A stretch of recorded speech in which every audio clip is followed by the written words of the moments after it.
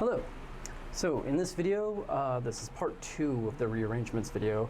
We're going to do this theorem. Prove this theorem says that if an converges absolutely, then any rearrangement also converges, also absolutely. But actually more than that, any rearrangement of the original thing converges to the same value as the original thing. And to be clear, we don't mean that the absolute values still work and still give you the same value, which is also true. But even without the absolute values, you still get the same value for the sum. Also, to be clear, in the text that we use, at least at the time that I'm making this video, the author just says if the an converges, so they don't have absolutely here, then any rearrangement also converges, blah. But the author has, by this point, made his definition about converging conditionally, and the understanding is when they say it just converges, that it is not the case that it converges conditionally, which is the same as saying it converges absolutely. So usually when this theorem is stated, to make it very clear what they're saying, they add this absolutely in there because that's the actual requirement, that it's converging non-conditionally. So the author is a little obscuring that a little bit in the statement of the theorem, even though it is necessary for the proof. So just to be clear then, we have an converging absolutely. So proof. So I'm going to do this in two sort of sections. First I'm going to show that any rearrangement still converges to something. Then we're going to show that it's the same thing. And in fact, when we get to the point where we're showing what it converges to, I'm going to sort of deliberately leave out a small piece for you guys to figure out. Hopefully it's not bad. The idea, the hope is that it's a nice little thing to puzzle over. And we'll do sort of all the rest of it. All right, so first, since an, and let's say 1 to infinity, converges absolutely,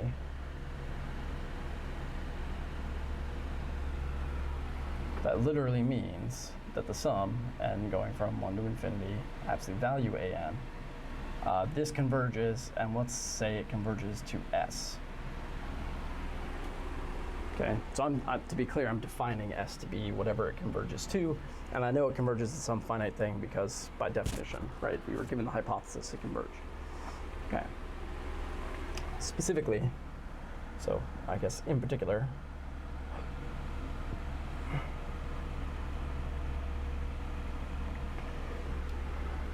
Sn increases to S, which is to say that S is greater than or equal to Sn for all n. Okay? So this is not surprising, this is just because it converges absolutely.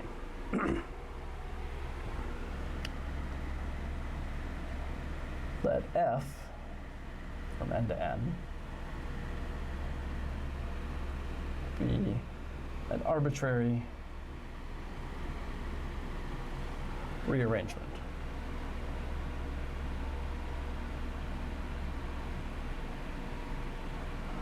By which I mean that f itself, this is sort of shorthand, but f itself is the bijection that we were talking about earlier, where it's telling me how to rearrange the ans.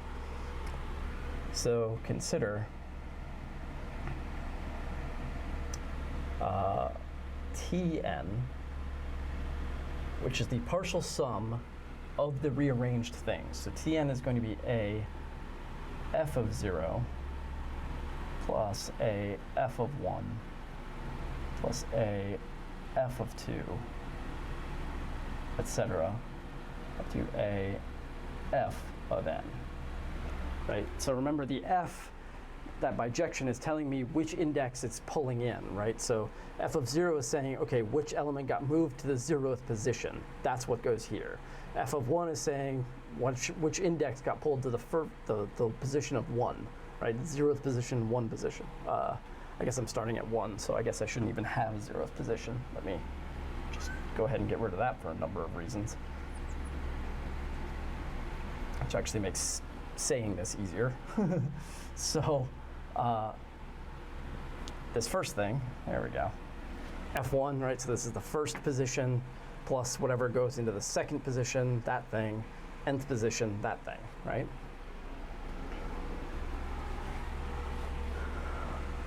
And moreover, so I wrote this, but moreover, I'm actually going to do a little bit more. What I'm going to do is look at the absolute value of this thing, these things. Okay. So really what I'm doing is I'm looking at the absolute convergence of the rearrangement version of this. But remember, S was an upper bound no matter how many terms I threw in there. I'm throwing in terms in a different order, sure, but I'm throwing in terms. No matter how many I throw in, S is still an upper bound. So S is still an upper bound of Tn for any n, or for all n. And Tn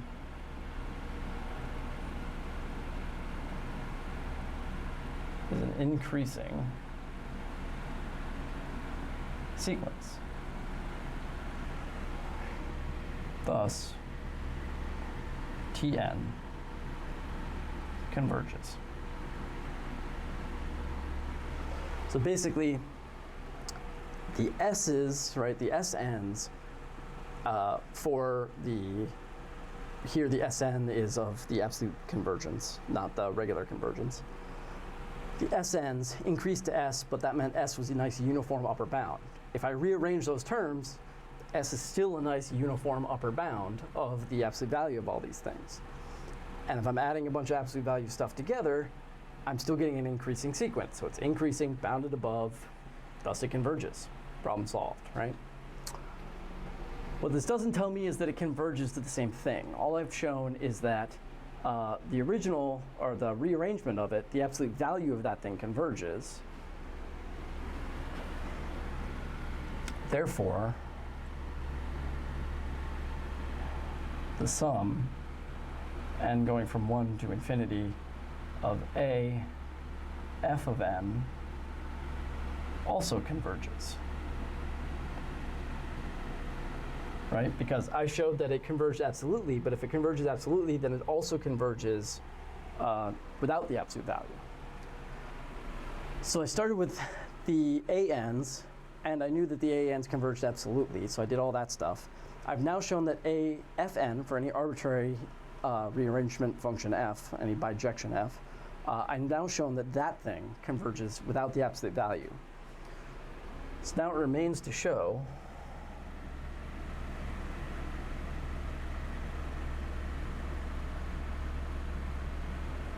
that these things, in fact, are the same sum in terms of what they add up to.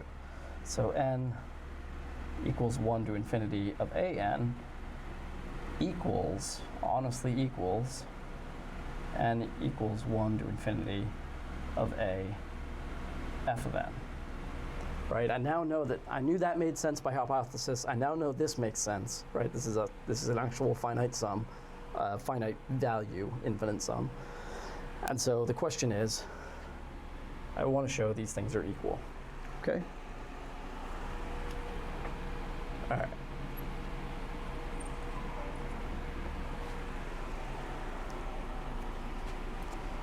All right, so how do we do that? Well, there are a couple pieces. As a hint, some of this will come into play. This is the part I'm not going to do for you guys, but the part that's going to be missing has to do with dealing with the absolute value version.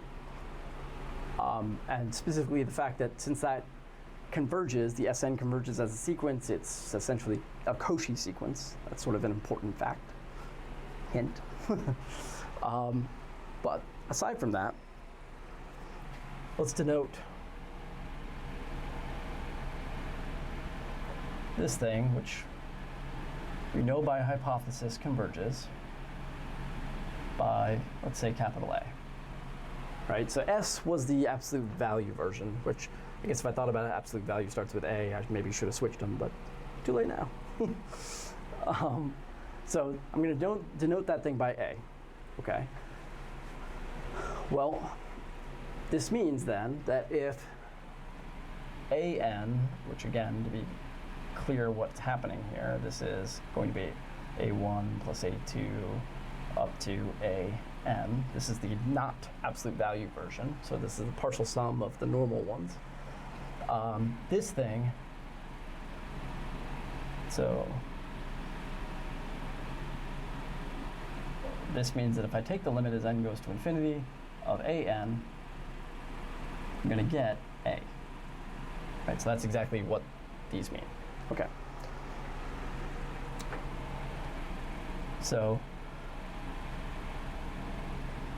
there exists n such that for little n bigger than n, the absolute value of AN minus A,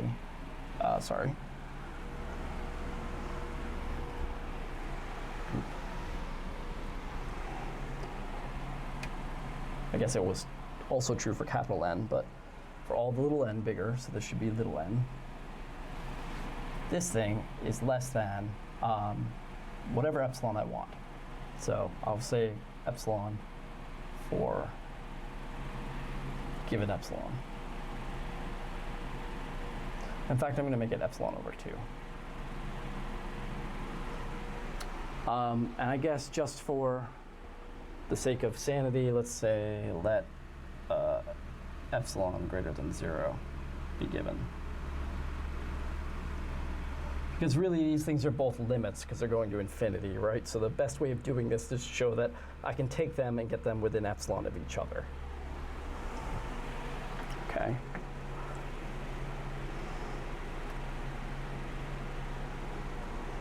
So what this is saying then is that if I take the partial sum up to n, then I can go and sum as many more from that as I want, and I'll still always be within epsilon over 2 of A, right?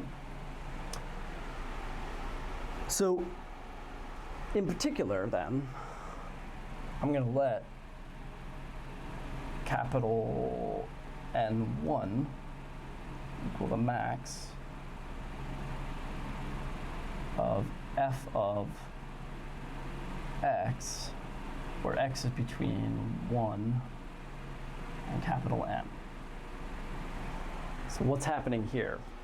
What I'm saying is that eventually what I want to do, or maybe I should say it like this, if I'm thinking that the A capital N for this sort of big enough n here, right, that holds in some way, right, quote unquote, this is what I'm trying to make rigorous, the statement that in some way that seems to have the bulk of what's being contributed to this thing, okay? So I want to make sure that in the rearrangement, I'm adding all of those things up. So I want to make sure I get all of those values. The A1, A2, A3, A4, right, all the way up to AN. I want all of these things in there. But it's a rearrangement, so I may have to go much further than n to get there. So what N1 represents is how deep do I need to go in this list of values before I've found all of A1 through AN, right? Because it looks for 1, figures out where A1 went, and that maybe it went to the 7th place, right? Maybe 2 went to the 3rd place, maybe 3 went to the 208th place, whatever. So if I pick the biggest one, 208, that will get all the previous ones, because by definition they're smaller, all the way up there. And probably a bunch of other stuff, but it'll get all of A1 through AN, okay? So what I want to claim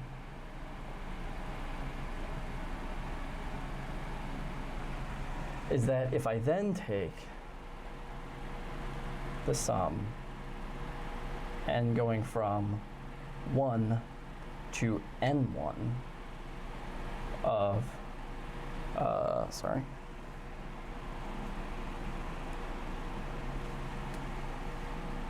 a f of n. And I just realized I messed something up, so hold on.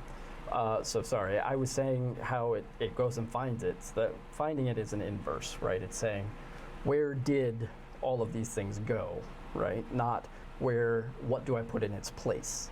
So I want to find out where they went, so I'm taking the inverse. Okay, so n equals 1 to capital N sub 1 of AFN minus A. The idea here that I want to claim is that this thing, so this thing here, I should have done this on its own level, sorry. This thing equals the sum n equals 1 to n of just an plus some other value, okay? So plus whatever is here that I didn't write here, which this is the part that I'm leaving for you guys. So I'm going to call this thing, let's say B. All right, so I have this thing plus the leftover bit minus A.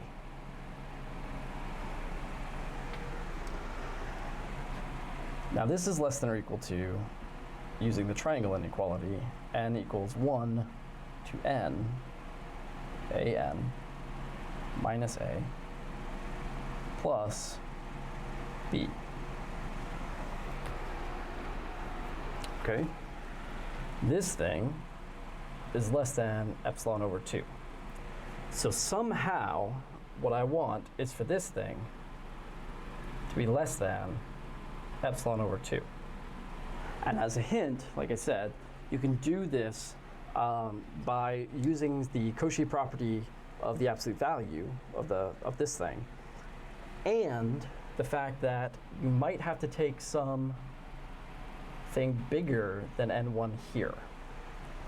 So I used n1 to be the max of this, but you'll likely, when you're trying to get something for this, get some n2 big enough for this to be true, and then you need to pick some biggest n1 and n2 type situation, right?